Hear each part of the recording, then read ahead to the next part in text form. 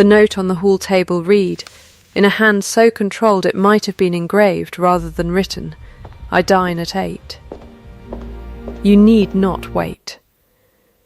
Constance Hartley, Constance Vane now, though she had worn the name 4 days and it still felt borrowed, like a coat cut for someone taller, read it twice before she folded it along its own crease, and set it back exactly where she had found it, because that too seemed to be a rule nobody had troubled to tell her aloud. She did not know yet that she would keep every note he ever left her, nor that by spring the last of them would run to 4 pages and still feel too short. Had she known, she would have kept this first one anyway, if only to prove to herself later how little it had cost him to write it. The house was called Alderley, as was the man who owned it, and in 4 days she had learned its flaws better than she had learned his face. She had married a duke the way other women married debt collectors, because the alternative was worse, and because her father, dead 8 months, and disgraced in a matter of missing shillings that were never his to lose, had left her nothing but his ledgers, his good name half in ruins, and a single grey shawl she wore now over a gown too fine for the wearing of it. The marriage had been arranged in the space of 3 letters and a solicitor's visit. Julian Vane, Duke of Alderley, required a wife of quiet birth, no scandal, and no interest in London, before Lady Day, when the trustees would come to review the accounts of an estate that had gone 6 years without a duchess, and, by the look of the ledgers she had glimpsed only in passing, could not much longer survive without one who could read a column of figures and see what was missing from it. She had signed the register in a hand that did not shake, though her stomach had. He had signed his own without once looking at her, and she had told herself, walking back down the aisle on his arm like cargo newly claimed, that a woman who had buried a father for another man's theft could survive a husband who preferred paper to speech. Lady Day was 10 weeks off. She had heard the date said aloud exactly once, by the solicitor, Mr. Bramwell, a neat grey man who had shaken her hand at the wedding breakfast, and told her, not unkindly, that the trustees took a close interest in the Alderley accounts this year particularly, on account of the marriage, on account of the succession, on account of things he did not finish naming before Lady Philippa swept the subject away with a laugh like silver dropped on stone. Constance had noted the unfinished sentence the way she noted an uneven column, filed, not forgotten. She crossed the hall now in the last grey light of afternoon, her father's shawl over her shoulders, because the house was vast and old and held its cold like a grudge. And she stood before the table a moment longer than the reading of the note required. Somewhere above her, a door closed with the particular quiet of a man who did not wish to be heard closing it. She did not go up. That, too, seemed to be understood. Instead she took up the pen that lived always in the little tray beside the standing candle, and beneath his line she wrote her own, small and even. "I keep my own hours as well, Your Grace. I shall not trouble you to remember mine." She set it where his had lain, squared its corners to the table's edge the way her father had once squared every page before he read it, a habit she had inherited, along with his debts and his eye for a false sum, and she went up to a room that was not yet hers in any sense, but the legal one, past a long gallery of vain ancestors whose painted eyes seemed, every one of them, to be waiting for something she had not yet been told. A robin sang once outside her window before the light went entirely, thin and bright against the cold, and she thought, foolishly, that it was the only creature in the house that had troubled to greet her honestly. She did not yet know that within 4 days she would learn her husband's hands were marked with fine black oil at the cuffs, like a man who worked with small machinery in secret hours, or that the marking would matter more than anything a duke had ever said to her plainly. She only knew that the note lay downstairs now with her answer beneath it, and that no one had come to read it, and that the not knowing whether he would was already its own kind of conversation. He came to breakfast 3 mornings later, which the housekeeper, a broad, blunt woman named Mrs. Pruitt, who moved through the house with a ring of keys at her belt that announced her before her face did, informed Constance was itself an event worth noting. His Grace does not generally break his fast below stairs, Madame, Mrs. Pruitt said, setting down the toast rack with the finality of a woman laying evidence before a magistrate. Not since, she stopped. The way people in this house seemed forever to be stopping, mid-sentence, as though every path of speech led somewhere they had been told not to walk. Not for some years, she finished instead, and said no more, though her eyes went, just once, to the far end of the gallery where a portrait hung under a curtain of dust sheet that no one had troubled to remove even for a wedding. Julian arrived precisely as the church clock in the village struck the half-hour, dressed with the plainness of a man who did not care to be admired, his dark coat unremarkable but for the faint sheen of oil at one cuff that no valet's brushing had quite lifted. He sat. He did not, at first, speak. Constance poured her own tea, because it did not occur to her to wait for a servant when her hands were free, and she felt rather than saw him watch her do it. "You read my note," he said at last. It was not a question, but she answered it as one. "I did, and left my own beneath it, though I confess I did not expect an audience for breakfast as my reward." Something moved at the corner of his mouth, not quite a smile, gone before it could be called one. "I am not in the habit of explaining myself, madam. I will tell you plainly what I told the solicitor who arranged this. I require a duchess who will keep this house in good order, receive whom she must receive, and ask nothing of me that I have not offered freely." "And what have you offered freely?" she asked, because her father had taught her that a question asked in a level voice cost nothing, and often bought a great deal. He set down his cup. "My name, my protection, my word that you will want for nothing material for the whole of your life. That is a great deal to offer a stranger," she said, "and remarkably little to offer a wife." The silence that followed had weight to it, like a held breath in a cold room. "It is what I have," he said finally, and there was something under the flatness of it, some old debt paid out in careful coin, that she filed away the way she filed every unfinished sentence in this house. "I do not ask you to love me, madam. I ask only that you do not ask me to explain what I cannot yet give words to." "Then we are agreed on one point at least," she said. "I have never yet found that explanations were owed simply because a question was asked." He looked at her then, properly, for the first time since the wedding, and she had the strange sensation of being read the way she herself read a column of figures, swiftly, and for the one number that did not belong. "Mrs. Pruitt tells me you kept your father's accounts," he said. "From the age of 12, she said. "He said I had an eye for a lie dressed as a sum." "A useful eye," he said, "in this house," and rose before she could ask him what he meant by it, leaving his tea half drunk and his sentence, like every other in Alderley, unfinished, Mrs. Pruitt, refilling the toast rack though no one had touched it, watched him go and said, to no one in particular, "He has not sat at that table in 6 years.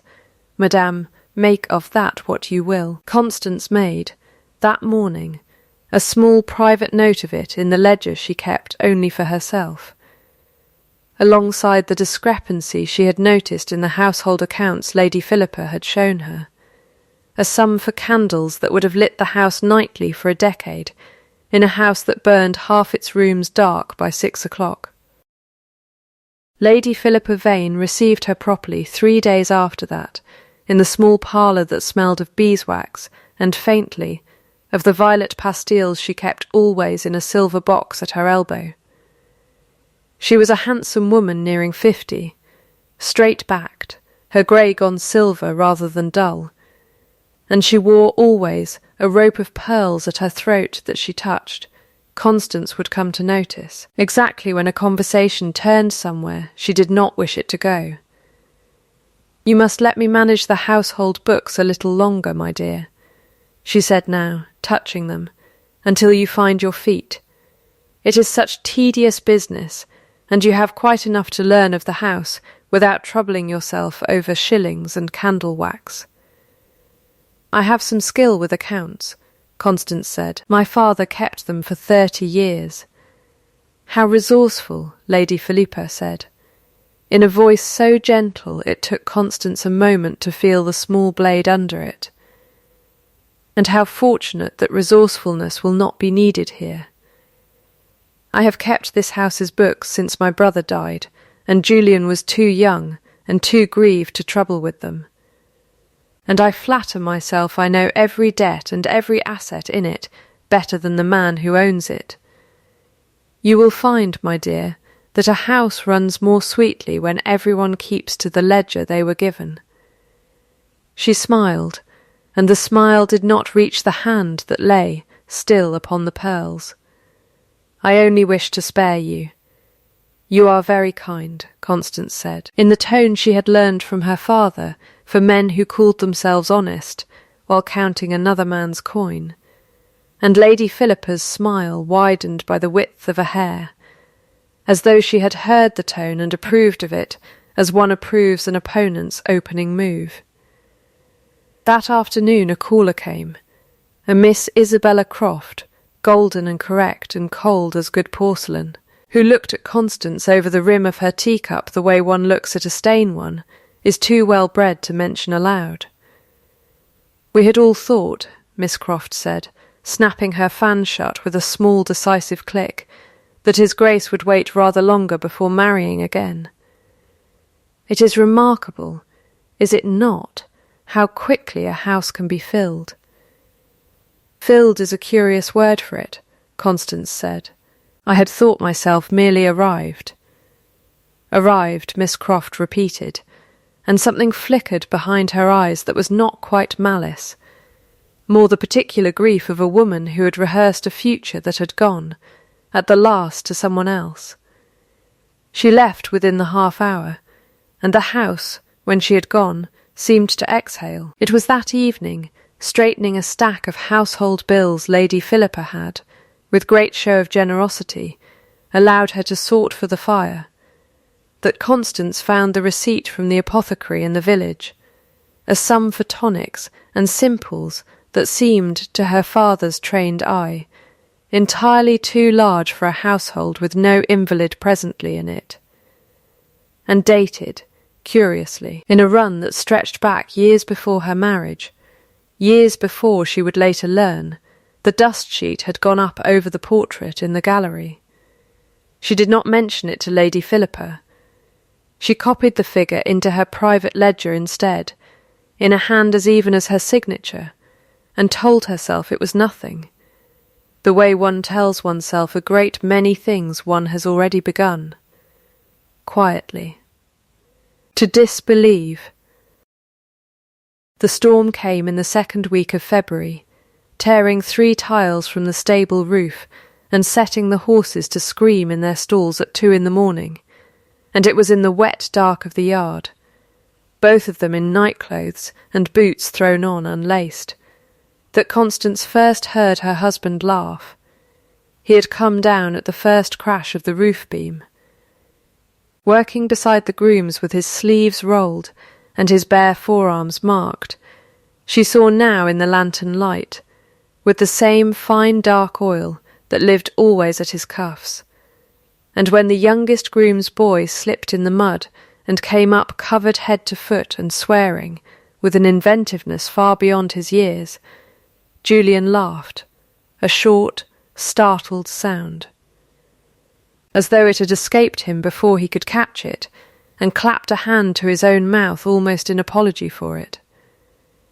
Constance, holding a lantern steady over a frightened mare, found she was smiling before she had decided to. "You mend clocks," she said afterward, when the roof was lashed with canvas and the horses quiet, and the two of them stood dripping in the scullery doorway because neither had yet thought to go in. It was not a question, she had seen, in the stable's tack room, a small workbench crowded with brass gears, and a clock face laid open like a patient on a table. "I do," he said, wary, as though she had found something he had not meant to be found. "It steadies the hands," he said, "and it is the one thing in this house that, when broken, can be mended by simply looking hard enough and long enough at what has gone wrong inside it." Would that everything broken answered so plainly to Patience? She said, and he looked at her a moment too long before he answered. "My wife," he said. His first wife. She understood from the particular stillness with which he said it, though he did not name her, found it a foolish habit for a duke. She was not wrong. It is foolish. I have never stopped. I do not think it foolish, Constance said. A man who can set a broken thing right with his own two hands is a rarer thing than a man who can only order it replaced. Something crossed his face then that she would spend weeks trying to name, and would only later understand was grief startled into gratitude. "I do not speak of her," he said, quietly, "because there are things I have not yet found the words for, madame, and I would not have you think the silence is about you." "I had not thought so," she said, though in truth she had. A little, and the admission that he knew it, and had troubled to correct it, sat in her chest that night like a coal banked carefully for morning. The note on the hall table the next day was longer than any before it. 4 lines instead of 2, mentioning the mended clock, mentioning the mare's fetlock, closing not with "I dine at 8, but with "I am obliged to you for the lantern." And, beneath his signature, for the first time, not "yours in duty, Alderley," but only "yours, Julian." She read it 3 times before she set it down, and she did not that day need to square its corners to feel steadied by it. It was Lady Philippa who handed her the true household ledgers at last, in the last week of February, with a warmth that should perhaps have warned her. "You were quite right, my dear, that you have a gift for it," she said, laying the great leather book upon the desk with both hands, as though bestowing rather than surrendering it. "I confess my eyes are not what they were. Perhaps you might look them over before Lady Day, so that Mr. Bramwell finds nothing amiss." Constance, flattered despite herself, spent 3 evenings with the ledger by candlelight, and on the 3rd evening found what her father's eye had trained her 12 years to find, a column that balanced on its face and did not balance beneath it, an outflow disguised across a dozen small entries that, summed properly, came to a sum large enough to matter and vague enough to escape a careless glance. She brought it gently to Julian in his study, the ledger open between them on the desk, her finger tracing the false thread through the true one. "I do not say it is theft," she said. "I say only that the sums do not agree, and that a household this size does not spend 4 times its candle allowance without 4 times the light to show for it." He was quiet a long moment, studying the page, and she watched the line of his jaw set the way it had not set since their wedding morning. "Leave it with me," he said, and something in his voice had gone formal again, a door closing softly somewhere behind his eyes. She did not know, going up to bed that night, that Lady Philippa had already been to him first, had wept prettily over a torn page and a smudged figure that looked, to an untrained eye, remarkably like Constance's own hand, and had said so gently it barely sounded like accusation at all, that she hated to trouble him, that she was certain it was nothing, that the new Duchess was young, and perhaps did not yet understand how easily a figure could be misread by someone eager to prove her own cleverness. The note on the hall table the next morning was 2 lines only. "I have reviewed the accounts," it said. "We will speak of household matters through Mrs. Pruitt henceforth." There was no signature at all. The quarrel, when it came in his study, with the door shut and both their voices low, because neither of them, even now, seemed able to raise a voice in this house without feeling they had broken some older rule than either had made. "You believe I altered the books," she said. It was not a question either. "I believe," he said, "that a page was found torn, and that I do not yet know by whose hand, and that I would rather be cautious than cruel." "You have managed both," she said, and watched the words land, watched him take the blow the way a man takes a blow he believes he has earned, without letting his face report it. "I did not accuse you," he said. "You did not need to. Your silence did it for you, Your Grace, and far more efficiently." She left him there, and 2 days later Lady Philippa found her in the rose garden, bare and thorned in the February cold, and pressed into her gloved hands a small folded draft upon a London bank, more money than Constance had seen in the whole of her father's ruined life. "There need be no unpleasantness," Lady Philippa said, gently, so gently. "A quiet word to the solicitor, a quiet arrangement, and you might go wherever you liked, my dear, and begin again somewhere no one has heard the name Alderley. It is, I think, the kindest way out of a marriage neither of you truly chose."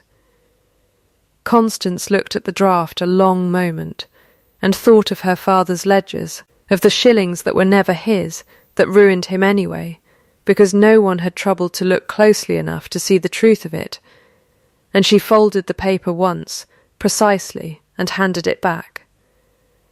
"I did not marry for kindness," she said, "and I will not be bought out of a name I have not yet been proven unworthy to carry. If I am to leave this house, Lady Philippa, I will leave it the way I came into it, with the truth plainly stated, and not a shilling more than what is owed me."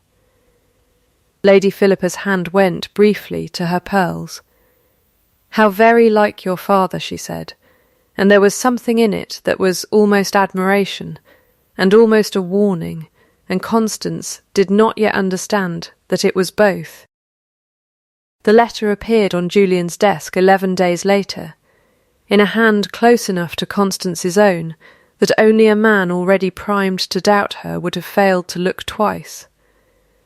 An unsigned note to an unnamed London creditor, discussing sums, discussing patience, discussing an inheritance that might yet be salvaged if certain matters at Alderley were handled discreetly. It was not her hand. It was near enough. Julian read it standing at the window with his back to the room, and when he turned, his face had gone to the particular stillness of a man taking a blow without letting it report on him, and she understood, watching him, that whatever ghost lived behind that stillness had just been fed. "You will remove to the Dower House," he said, "until I have settled what this means. I will send word." Julian. It was the first time she had used his name unadorned by title, and she saw it strike him, saw his hand tighten on the window frame until the knuckles whitened. "I am not doing this to punish you," he said low. "I am doing this because I do not yet know what I am protecting you from, and until I do, I would rather you were somewhere I could be certain of it." "That is not protection," she said. "That is exile with better manners." He did not answer. He had already turned back to the window, and the note she left on the hall table that night, the last one for many weeks, said only, I have done nothing you will not one day be ashamed to have believed of me, and there was no answer to it in the morning, nor the next, nor the next. And the dower house was cold, and the robin did not come to that window, though a different bird, a wren, small and stubborn, sang once from the frozen hedge as though determined to be heard by somebody. It was Mrs. Pruitt who came to her there 3 weeks into the exile, breathless and pink, with the particular indignity of a woman who has run farther than her knees care to be run, holding a slim leather book bound in blue with a corner charred, as though once nearly burned and rescued. The hall table sticks in its second drawer, madam, and has done since I was a girl in this house, and I never thought to force it till the wood swelled with the wet this month, and the old catch gave, she said. It was hers, the first Duchess's. I did not know it was there. I do not think anyone did.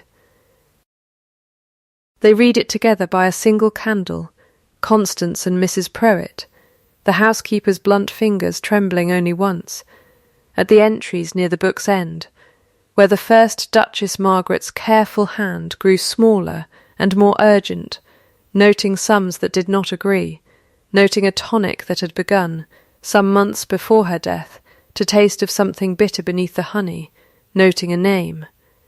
Selwyn. The apothecary, and a fear she had not yet dared to speak aloud to her husband, because she loved him, and because she did not yet have proof enough to be believed. The final entry, dated 4 days before the fever that the physicians had called a wasting no one could name, read only, I will tell Jay tomorrow, when I have the ledger to show him, and not merely my own fear. Constance closed the book with both hands flat upon its cover, the way her father had once closed a book he could not yet bear to read again, and said, quietly to the candle rather than to Mrs. Pruitt, A ledger does not lie, even when the hand that keeps it wishes it would. My father taught me that before he died of the very same lie, told by a different mouth. Then you will tell his grace, Mrs. Pruitt said. I will tell everyone, Constance said, at once, and in the light, and before witnesses, because a whisper in a study is a thing that can be denied, and a proof laid on a table before the trustees is not. Word went, that same night, to Mr. Bramwell, who was to arrive within the week for the Lady Day accounts regardless, and Constance spent 3 days at the Dower House with Margaret's ledger and Margaret's diary and her own private book of every discrepancy she had noted since the candle bill in November, matching column to column by candlelight until her eyes ached and her father's old habit, squaring every page before she trusted its sum, had become in her hands something closer to a weapon than a comfort. Julian came once, on the second evening, and stood a long while at the gate without coming through it, and when at last Mrs. Pruitt, exasperated past patience, opened the door and all but pushed him over the threshold, he and Constance stood in the small parlour with the whole of what had broken between them lying unsaid in the air,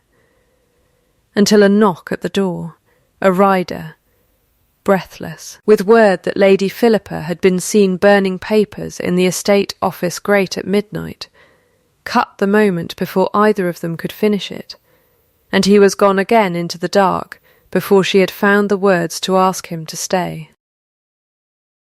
Lady Day came in with a hard blue sky, and a wind that smelled, for the first time that year, faintly of green things starting.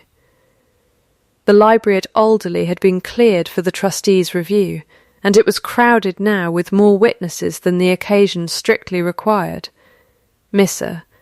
Bramwell at the head of the long table, with his spectacles and his patients, 2 trustees from the county, Edmund Vane standing near his mother with his fingers tapping, unconsciously, at his cravat pin, Isabella Croft seated near the window with her fan closed and still in her lap, and Julian standing, as he had stood at his own wedding, apart from everyone, as though bracing for a blow he had already decided he deserved. Constance laid Margaret's ledger and Margaret's diary upon the table beside Lady Philippa's public accounts, and opened both to the same month, the same column, and said, into a silence so complete she could hear the fire settling in the grate, I would ask the room to look at these two sums, kept for the same house, in the same year, and tell me which of them is the truth. Mr. Bramwell's spectacled eyes went from one page to the other, and back, and his mouth thinned. They do not agree, he said. They were never meant to, Constance said. One was written to be shown, the other was written to be believed. Lady Philippa's hand rose to her pearls, and stayed there. A grieving girl's fancy, she said, but her voice had lost, for the first time since Constance had known her, its silver ease.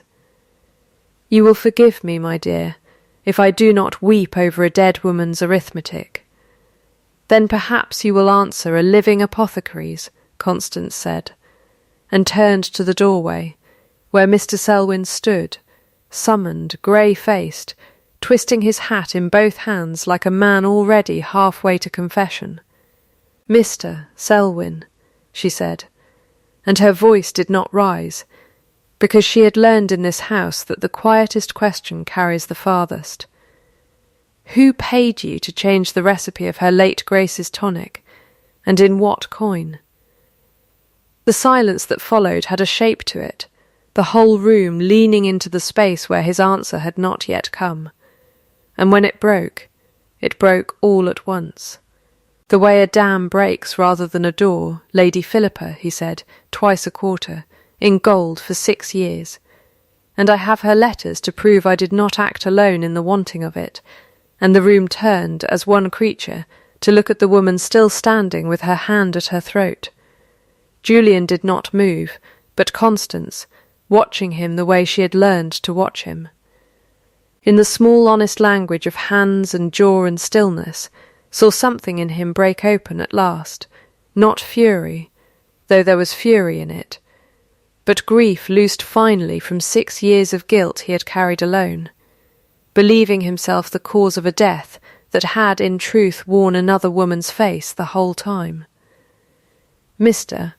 Bramwell read the letter aloud himself, in his neat grey voice, and it was Lady Philippa's own hand upon the page, instructing dosage, instructing patience, instructing silence, and when he had finished, the room did not applaud or gasp, but only sat, stunned into the particular quiet that follows a long-held breath, finally released. Lady Philippa's composure did not shatter so much as slide, all at once, from her shoulders like a garment too heavy to wear a moment longer. She would have taken it all, she said, to no one, to everyone, her hand closing hard around the pearls, until Constance thought the strand would break.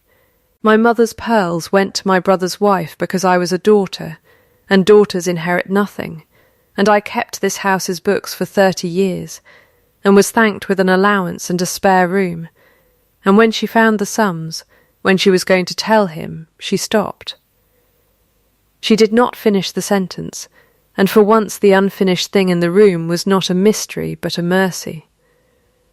Because everyone present understood well enough what she had meant to protect, and what she had, in protecting it, destroyed, Julian's voice, when it came, was very quiet.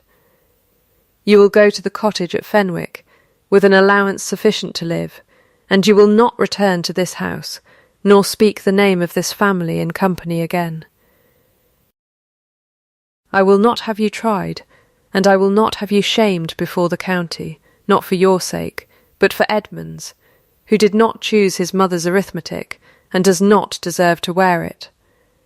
Edmund, pale, said nothing, but his hand found his cravat-pin, and stilled it deliberately, as though setting down a habit along with everything else he had believed about his own future. Isabella Croft rose from her seat by the window, crossed the room, and stood before Constance with her fan folded flat against her skirts.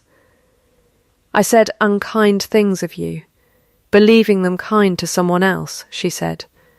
I was wrong on both counts, and I am sorry for it, before this room, and not merely to your face.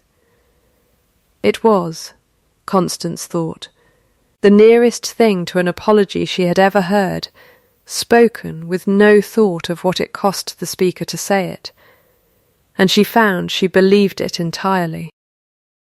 He came to her that evening, not by note, but on his own 2 feet, finding her in the rose garden where the first green was only just daring to show itself against the black wet earth, and he did not speak at first, only stood beside her the way he had stood at the Dower House gate, as though the threshold between silence and speech were a physical thing he had to gather himself to cross. I kept early hours, he said at last, and told you not to wait, because I believed, God forgive me, that love was the thing that killed her, that closeness itself was some manner of poison I carried in my hands. I have spent 6 years mending clocks, because a broken clock is the one grief a man may set right by looking hard enough at what has gone wrong inside it, and I could not look at what had gone wrong inside myself. It was never you, Constance said. It was never love. It was a woman with pearls and an old grievance and a very good hand for forgery. I know that now, he said, and knowing it has not yet taught my hands not to shake. He held one out to her, and it did shake, faintly, and she took it anyway, because a hand that trembles honestly is worth a great deal more than one that does not tremble at all. I will not ask you to stay, because the law has already bound you here, he said. I am asking you to stay because I find I would rather write you 4 pages a night for the rest of my life than 1 cold line ever again, and because I have discovered, rather late, that I would wait for you at any hour you kept, and count it no burden at all. That, she said, is a very long way of saying what a shorter note could have managed. I have never been accused of brevity in matters that mattered, he said, and there, startled out of him the way it had been startled out of him in the stable-yard in February, was the laugh again, freer this time, and she found she was laughing with him before either of them had quite decided to. They were married again, in a manner of speaking, that Sunday, in the small church at Nethercombe, with its worn stone floor, not the grand contracted ceremony of the previous winter, but a quiet blessing before a scattering of friends, Mrs. Pruitt weeping openly into a handkerchief she pretended was merely damp from the walk, Mr. Bramwell standing witness, with the particular satisfaction of a man who has watched a column finally balance. Edmund Vane took up honest work as steward's assistant on a neighbouring estate that spring, free at last of his mother's shadow, and it was Isabella Croft, of all people, who wrote to him first, and who was seen, by autumn, walking the same lanes at his side with her fan, for once entirely forgotten in her hand. Selwyn the apothecary lost his licence and left the county in disgrace, though he escaped the assizes, mercy having a longer reach in that house now than punishment ever had. Lady Philippa lived out her years at Fenwick in a small stone cottage with a view of the sea and a modest allowance paid quarterly, and wrote twice a year letters that were never answered and never, quite, thrown away unread. Margaret's ledger and diary were given a place in the estate library beside her portrait, the dust sheet taken down at last and never hung again. And Constance visited it sometimes, alone, to thank a woman she had never met for a courage that had outlived her. And when the following spring came round again, and the robin returned to the window at Alderley with a mate this time, building low in the hedge where the wren had sung through that hard, lonely February, Constance came down to the hall in the grey morning light and found, upon the table, not a note but a small stack of pages, 4 of them, covered edge to edge in a hand no longer engraved with distance, but loose and quick with the writing of a man who had, at last, more to say than any single line could hold, and signed at the bottom of the 4th page, simply, yours, entire, always J. She did not fold it into a drawer. She carried it with her all that day, the way one carries a thing too dear to be left anywhere but close to the heart. And that evening, when he found her still reading it by the last of the light, he asked her, very solemnly, whether 4 pages had finally managed to say what one cold line never could. She told him that it had said a great deal more than that, and that she meant to keep every page he ever wrote her, the way she had kept the first, until the house itself ran out of drawers to hold them. And if this story warmed you the way a long winter finally gives way to green things daring up through black earth, then stay a moment longer by this fire before you go. There is a chair kept for you here, a kettle always near the boil, and I would love nothing more than to hear, in the comments below, which line of that final note you think Julian wrote first, the one that took him longest to find courage for. If a marriage of cold beginnings and slow, honest pages found its way into you tonight, consider staying a while longer. Subscribing costs nothing, and keeps a place by the hearth warm for the next story we tell together. Until then, be patient with the quiet ones in your own life, for it is often the coldest notes that are, underneath, the most carefully written. And sleep well tonight, and be gentle with whoever left a light on for you.